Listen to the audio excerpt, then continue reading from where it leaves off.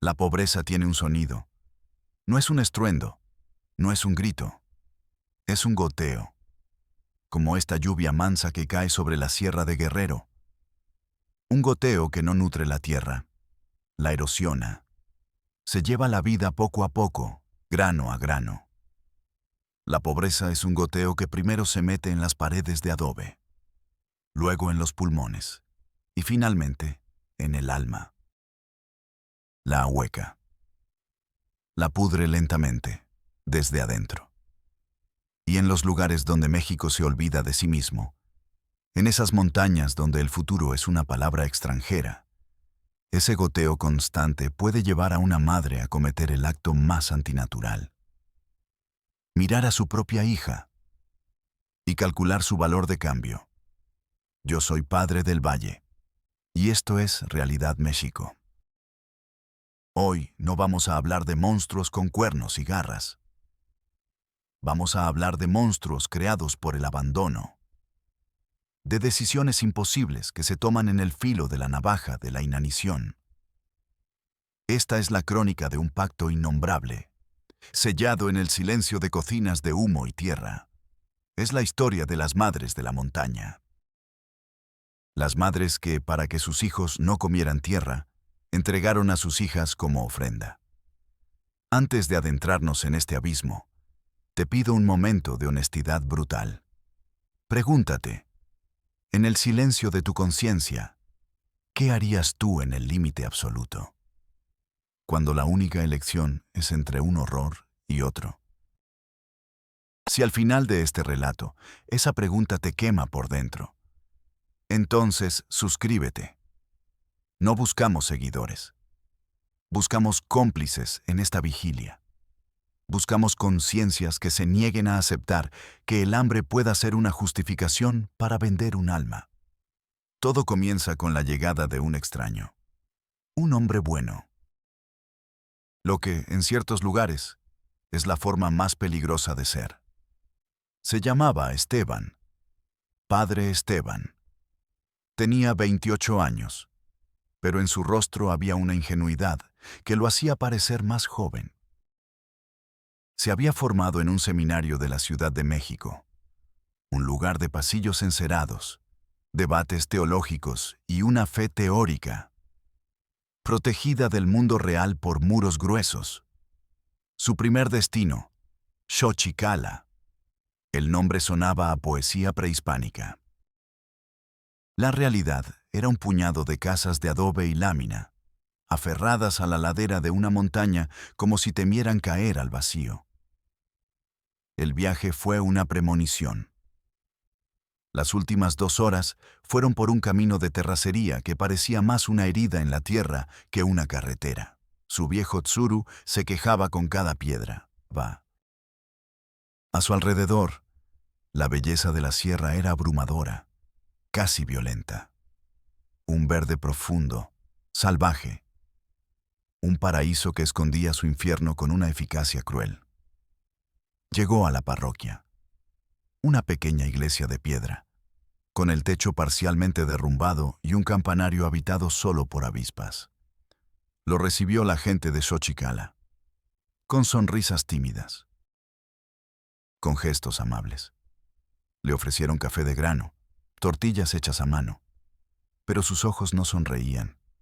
En cada rostro, joven o viejo, había una capa de polvo antiguo. No el polvo del camino, sino el polvo de la resignación. Esteban, en su idealismo, vio un lienzo en blanco, un desafío. Sus primeras semanas fueron un torbellino de actividad. Con la ayuda de algunos hombres, empezó a reparar el techo de la iglesia. Organizó un catecismo para los niños. Usó sus propios ahorros para comprar medicamentos básicos y crear un pequeño dispensario en la sacristía. Se sentía útil, se sentía vivo, pero lentamente comenzó a percibir una disonancia. Una nota desafinada en la sinfonía de la miseria. Empezó a notar las ausencias. Primero fue Marisol, 12 años. Tenía los ojos vivaces y una curiosidad insaciable. Le hacía preguntas sobre las estrellas, sobre los libros. Un día, simplemente, no estaba. ¿Y Marisol? Component Placement, preguntó Esteban a su madre. Se fue a la ciudad, padrecito. A trabajar en una casa. Para ayudar. La madre lo dijo sin levantar la vista del comal. Una semana después, la familia de Marisol tenía un tanque de gas nuevo. Un lujo impensable. Luego fue Leticia. 14 años. Era callada, pero tenía un talento increíble para dibujar en la tierra con una varita. Dibujaba pájaros, flores, rostros. Un jueves, su lugar en el catecismo estaba vacío. Se casó, padre, con un muchacho de la costa. Le irá bien. La respuesta del padre de Leticia fue cortante. Final. A los pocos días, el padre de Leticia tenía botas nuevas y un pequeño radio de baterías que sonaba todo el día. Esteban sentía un nudo frío en el estómago.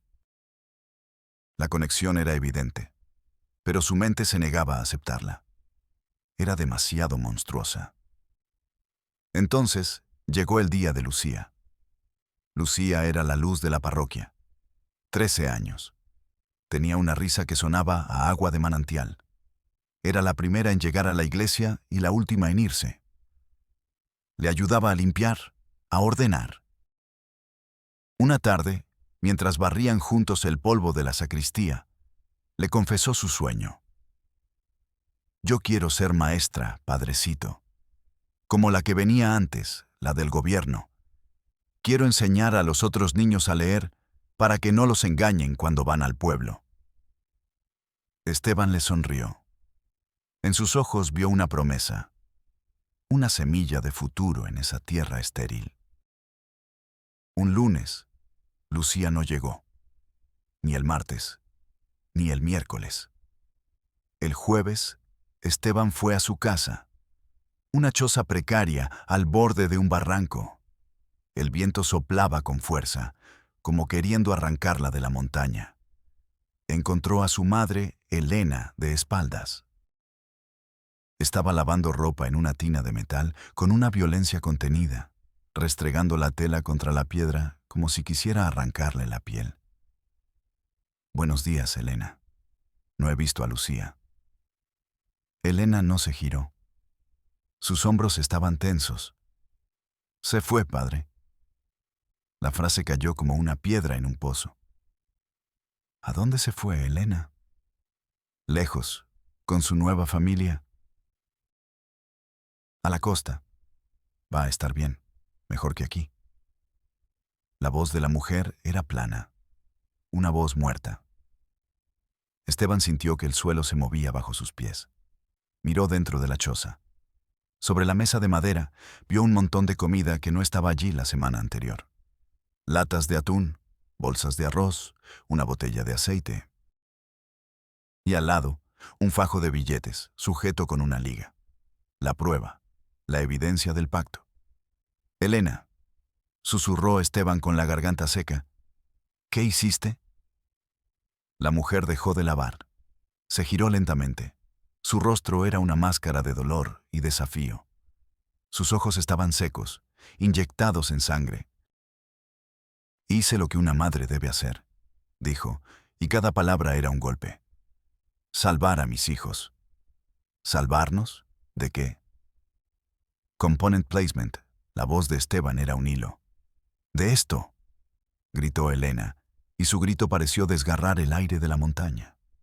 Su brazo señaló la choza, la ropa raída de sus otros hijos que miraban la escena con ojos asustados.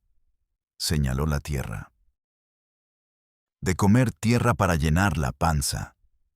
¿Usted sabe lo que es eso, padre? ¿Usted sabe lo que es escuchar a tus hijos llorar de hambre toda la noche? ¿Sabe lo que es hervir piedras en una olla para engañar a sus estómagos? Esteban retrocedió un paso. Todas las palabras de consuelo, todas las citas bíblicas, todos los sermones sobre la esperanza y la dignidad, se desvanecieron. Eran un insulto, un lujo obsceno frente a ese dolor primario. La salvé, padre, continuó Elena, Su voz ahora un susurro roto. Conspirador. La salvé de esto.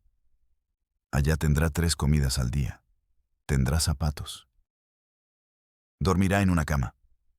Le di una vida mejor. Una oportunidad. ¿A cambio de qué, Elena? Zrenia preguntó Esteban, aunque la pregunta era una tortura innecesaria. Elena lo miró fijamente. En sus ojos no había culpa. Había una certeza terrible. A cambio de que mis otros hijos vivan. A cambio de que yo no tenga que enterrar a otro. Fue un sacrificio. Ella era la más fuerte, la más bonita. Ella lo entendió. Esa última frase fue lo que rompió a Esteban. Ella lo entendió. La complicidad de la víctima, la justificación final. Elena se dio la vuelta y volvió a su tina. El sonido de la ropa siendo restregada contra la piedra llenó el silencio. Un sonido de penitencia. Un sonido de desesperación. Esteban se alejó de allí como un sonámbulo. El aire de la montaña, antes puro y vivificante, ahora le olía a podredumbre. El sol le quemaba la cara, pero por dentro sentía un frío glacial. Se internó en el monte, lejos de cualquier mirada. Se apoyó en el tronco de un árbol y vomitó, una y otra vez. Vomitó el café de la mañana, la impotencia, la fe rota. Cuando se quedó vacío, se sentó en el suelo. La tierra estaba húmeda, húmeda de lluvia y, ahora lo sabía, de lágrimas silenciosas. La verdad de Xochicala no era un secreto, era un ecosistema, una cadena alimenticia perversa donde los más débiles eran el alimento. Necesitaba entender. Necesitaba saber cómo algo tan monstruoso se había convertido en costumbre. La respuesta vino de doña Inés, la mujer más vieja del pueblo. Tenía la piel como un mapa de arrugas y unos ojos que habían visto pasar demasiadas cosechas y demasiadas tristezas. La encontró una tarde, sentada en el quicio de su puerta, mirando la nada. Esteban se sentó a su lado, en silencio. Esperó. Fue ella quien habló primero. Usted ya lo sabe, ¿verdad, padrecito? Esteban asintió, incapaz de hablar. Esto no es nuevo, susurró la anciana. Mi abuela me contaba. Antes, cuando todo esto era de un solo hombre, del hacendado, la costumbre ya existía. El patrón venía al pueblo una vez al año. Paseaba entre las casas y elegía. Esa, decía, y señalaba a una niña. A cambio, le perdonaba a la familia la deuda de la tienda de raya, o les daba permiso para sembrar una parcela más grande. La anciana hizo una pausa. Las madres lloraban, pero en silencio, porque el silencio significaba que el resto de la familia comería ese invierno. Después de la revolución, los hacendados se fueron, pero el hambre se quedó, y siempre hay hombres que saben oler la desesperación. Llegaron los madereros, los caciques. La costumbre siguió, pero con otro uniforme. ¿Y ahora? Zrenia preguntó Esteban en voz baja. Doña Inés escupió en la tierra. Un gesto de desprecio profundo. Ahora es peor. Ahora son ellos, los señores, los que andan en camionetas nuevas y tienen armas que brillan. Llegaron hace como 10 años. Prometieron orden. Dijeron que iban a cuidar al pueblo, y lo hicieron, a su manera. Se inclinó hacia Esteban, su voz apenas un murmullo. Se convirtieron en el único patrón. Le ofrecen a los muchachos 2 cosas, el cuerno de chivo o la pala para enterrar a sus amigos. A las muchachas bonitas, les ofrecen un futuro. Irse a servir a las casas de seguridad del comandante, en la costa, ser sus mujeres o sus juguetes. Y pagan bien, con billetes, no con promesas. Pagan por la carne joven. Y las madres, algunas madres, empezaron a ver que era la única salida. La única cosecha segura en esta tierra maldita. La anciana lo miró. Sus ojos nublados parecían ver a través de él. Usted, padre, las juzga. Pero usted nunca ha tenido que elegir a cuál de sus hijos sacrificar para que los demás sobrevivan. Esteban se sintió desnudo, avergonzado. La confesión de doña Inés no era una excusa. Era una radiografía del infierno. Su sotana le quemaba. La fe sin acción era un narcótico, una cobardía. Decidió luchar. Tomó su tsuru y deshizo el camino de terracería. Con cada bache, su determinación se endurecía. Su primera parada, el cuartel de la Policía Estatal en la cabecera municipal. Un edificio descascarado, con una bandera que colgaba lacia y descolorida. El comandante, un hombre de panza prominente y mirada cansada, lo recibió en su oficina, que olía a humedad y a café quemado. Escuchó el relato de Esteban con paciencia, asintiendo de vez en cuando. Cuando Esteban terminó, el comandante suspiró, un sonido largo y pesado. Padre, yo sé lo que pasa en esas comunidades. Créame, lo sé. Pero usted me pide que vaya a la guerra con una resortera. La sierra tiene dueño, y no es el gobierno. Ustedes son la autoridad. Naxwing, replicó Esteban, su voz cargada de una indignación que al comandante le pareció adorablemente ingenua. El comandante se levantó y cerró la puerta de su oficina. Le voy a contar algo, padre. Hace 2 años, un sargento nuevo, también lleno de buenas intenciones como usted, intentó hacer lo correcto. Se enteró de un caso similar en un pueblo vecino. Subió con 4 de mis mejores hombres para rescatar a la niña. ¿Sabe cómo terminó? La familia entera negó todo. Dijeron que la niña se había ido con su tía. A mis hombres los emboscaron en el camino de vuelta. Me los entregaron en bolsas de plástico. A la niña la encontraron un mes después en un barranco. El mensaje fue claro: no se metan. El comandante se sentó de nuevo. Su rostro era el de un hombre derrotado. Así que, sí, padre, rece por ellas. Rece mucho, porque aquí, en la tierra, sus oraciones son lo único que tienen. Mi ayuda solo les traería una muerte más rápida. Esteban salió de allí con el sabor a ceniza en la boca. No era indiferencia, era terror. El sistema estaba paralizado por el miedo. Condujo hasta Chilpancingo, la capital. Un caos de ruido y de poder. Consiguió, después de 3 días de insistir, una cita en la Fiscalía especializada en delitos contra las mujeres. El edificio era moderno, frío, impersonal. Un templo de la burocracia. Lo atendió la licenciada Morales, una mujer de 30 y tantos, con un traje sastre perfecto y una expresión de eficiencia clínica. Esteban relató la historia de nuevo, la de Lucía, la del sistema, la de las madres.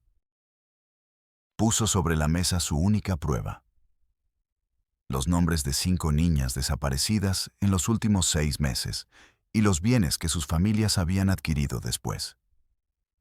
La fiscal escuchaba sin interrumpir, sus ojos fijos en la pantalla de su computadora. Cuando Esteban calló, ella tecleó furiosamente por 1 minuto. Luego giró su silla para enfrentarlo. Padre, su narrativa es conmovedora, pero legalmente es un fantasma, dijo con una voz tan neutra que era insultante. Analicemos. Trata de personas. Necesito probar el traslado y la explotación. No tenemos a la víctima para que declare la explotación. Violación. Necesito a la víctima.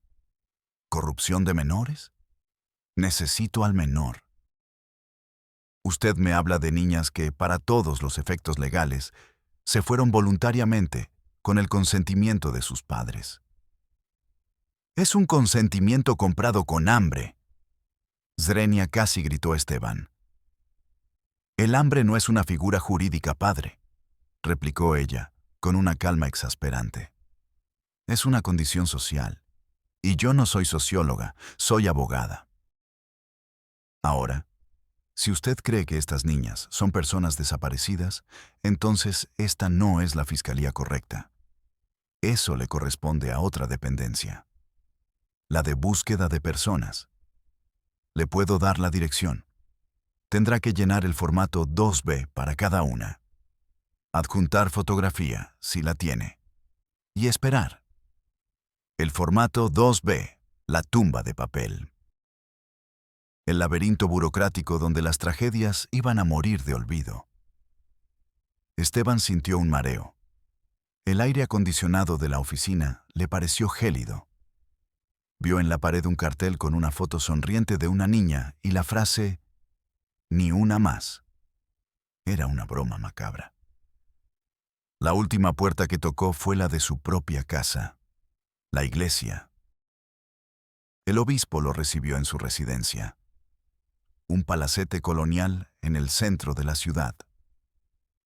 El contraste con la choza de Elena era una blasfemia.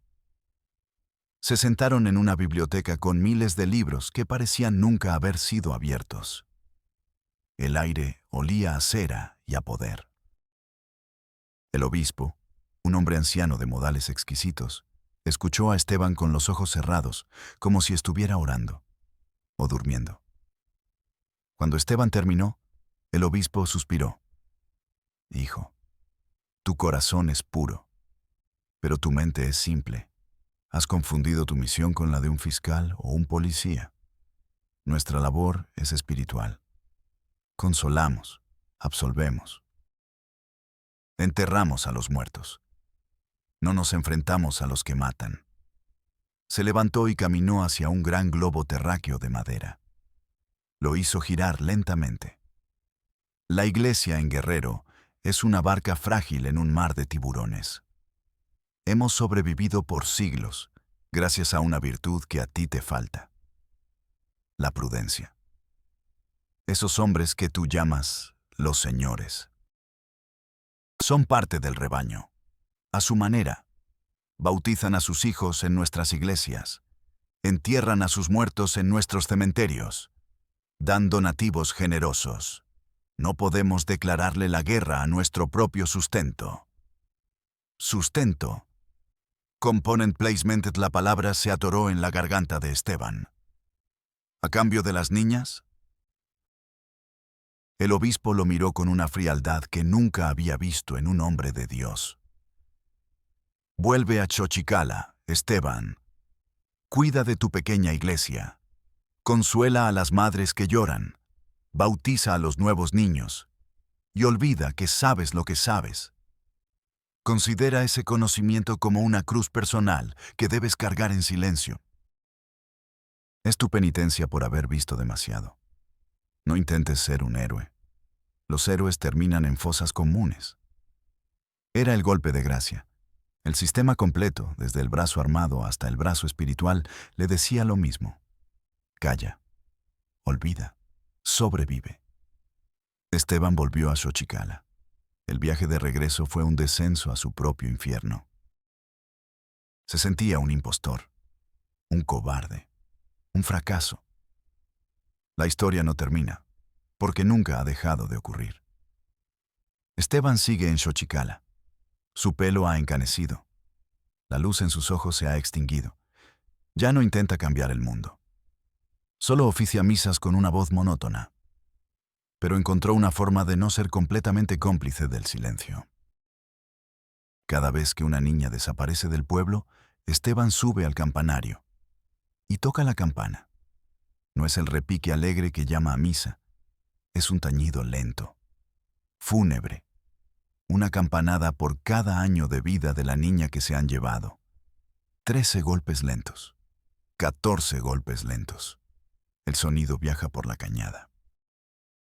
Un lamento metálico que la mayoría de la gente ignora. Pero algunas madres, en la soledad de sus chozas, lo escuchan. Y quizás, solo quizás, ese sonido es el único juicio que alguna vez enfrentarán. No es la imagen del comandante del cártel la que me persigue. No es la cara del policía asustado o de la fiscal indiferente. Es la imagen de Elena, la madre de Lucía. Me la imagino en la oscuridad de su choza, después de que sus otros hijos se han dormido. Me la imagino sacando los billetes, estirándolos, contándolos, comprando medicinas, comprando comida, comprando unos meses más de supervivencia. Y me pregunto si en el silencio, cuando el dinero ya está guardado, no escucha la risa de su hija, la que sonaba a agua de manantial. Y si no se da cuenta de que el precio que pagó por la vida de sus hijos fue la suya propia. Un alma vendida en abonos, con cada latido de su corazón culpable. Ese es el verdadero triunfo del abandono. Crear un infierno donde las víctimas tienen que convertirse en verdugos para sobrevivir y donde el resto del país, el sistema entero, prefiere escuchar el sonido tranquilizador de su propia indiferencia antes que las campanas que doblan por las niñas de la montaña. Soy Padre del Valle y nos vemos en la próxima Realidad México.